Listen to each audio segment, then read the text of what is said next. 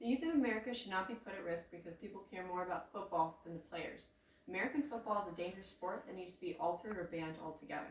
Today we're going to be looking at the problems, the causes, and the solutions. So, to start off with the problems, according to Neurological Sciences, May 19, 2019, CTE is the problem. CTE is a degenerative brain disease that occurs after repeated head trauma. This is highly associated with football, and it's really when protein builds up in the brain and it makes just cognitive functions worse, it increases aggression, and makes it so that you have worse impulse control.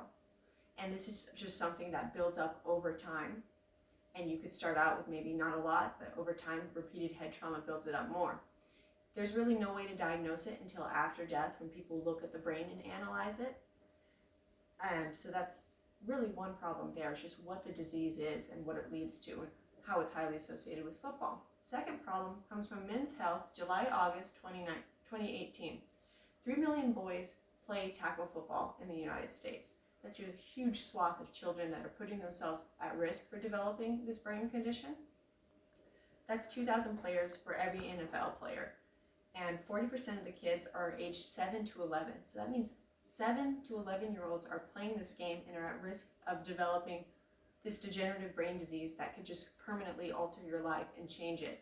And this is just early on in their life doing this game that they're doing for fun. It's a huge risk. According to Developmental Neuropsychology 2018, concern over concussions in football has been around for 110 years, of people wondering really what are the effects of concussions long term and what it has on the brains in terms of effects. Andre Waters is an example of somebody who had CTE. He played football for a lot of years, and he sustained repeated head trauma, and he ended up killing himself and committing suicide because of his symptoms of it. Another major, really public attention getter was the WWE wrestler David Benoit. And he, within his career, was known for pushing the limits, taking chair shots, doing a lot of excessive and really outrageous moves, which resulted in him getting a lot of head trauma.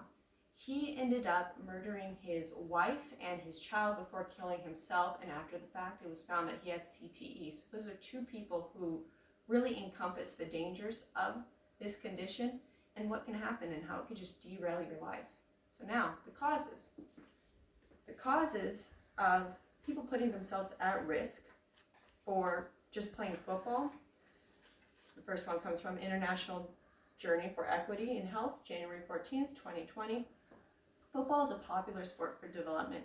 Lots of people go to it to form friendships, build community, and to have mentorships. So there's a draw there in terms of what people actually are attracted to and all the pluses that can come from football. And it's something that most people don't really think about down the line. What are the effects? So there is that draw there, and it's a popular one just in America and around the world. Another cause is from Sports Illustrated, July 16th, 2018. And this is another cause for why people even put themselves at risk for getting concussions, breaking bones, and really putting it all on the line.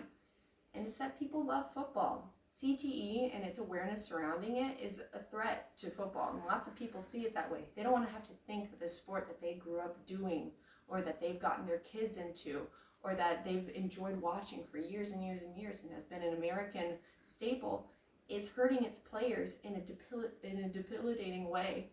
And it's really incurable, and it's something that you don't know until after you've died. And so lots of people don't want to have to think, oh my gosh, everything I've built, a major part of my life and my interest around is really hurting the players and is super dangerous and could possibly be done away with because it's that bad. Another cause from really people not understanding the issues surrounding CTE in football is that the NFL for lots of years denied the effects of concussions and the threat to players, so they really did downplay it. So there's that element of organizations who are invested in football doing well, not wanting this to get out there, not wanting this to be a major issue surrounding the public's perception of it. In terms of solutions, from Sports Illustrated, October 2021, one solution is to eliminate the three-point stance. So this is when players plant both feet on the ground and one hand on the ground as well. And it's the three-point stance, and then what happens is when the game starts, they all charge at each other. So when you're in this position, your heads are what is running at each other. This is a lot of head trauma. And this, imagine in a season how much this happens and how many concussions players get, and it's repetitive. It's not something that happens once. Throughout the game, over and over and over, this happens. So one solution is to get rid of the three-point stance. So players start upright and they're not running their heads at each other, and they're eliminating the risk that can come from this. It's really just altering the sport and how it's played so that players are safer. Buddy Teven is a coach, and he has banned tackling on his team. He's seen an increase in wins and less injuries on his team, and I think that's a really good way to go about it if you're going to keep the sport. We just have to make it safer. And he's also gotten rid of tackling in practice, because when you think about it, practice, you're not actually playing for the win. You're just playing to practice. So really think about it. You're getting to this point where you're playing this game, but you're getting this repeated head injury, and so okay, I almost see, you're doing it to win. Practice isn't that. Practice is you're just trying to get better at it, and you shouldn't really put yourself at risk of concussion.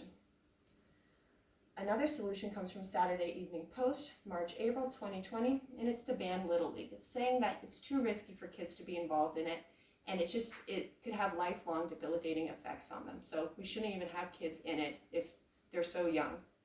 And it says that every year youth football players between 8 and 18 suffer non-fatal traumatic injuries. So that's a really important statistic there, looking at the amount of people who are being affected by that and the ages of these kids. And do we really want to do that to them and put them in this situation when they're not really fully understanding it? The final solution comes from the ABA Journal, August 2018. And it's more so after the fact, after players have been injured or developed this. And it's to pursue lawsuits and compensation, and to hold people who put them in danger, like coaches and organizations, accountable. And to create awareness, to let people know the dangers of this sport and what can happen. So today we've covered the problems, the causes, and the solutions.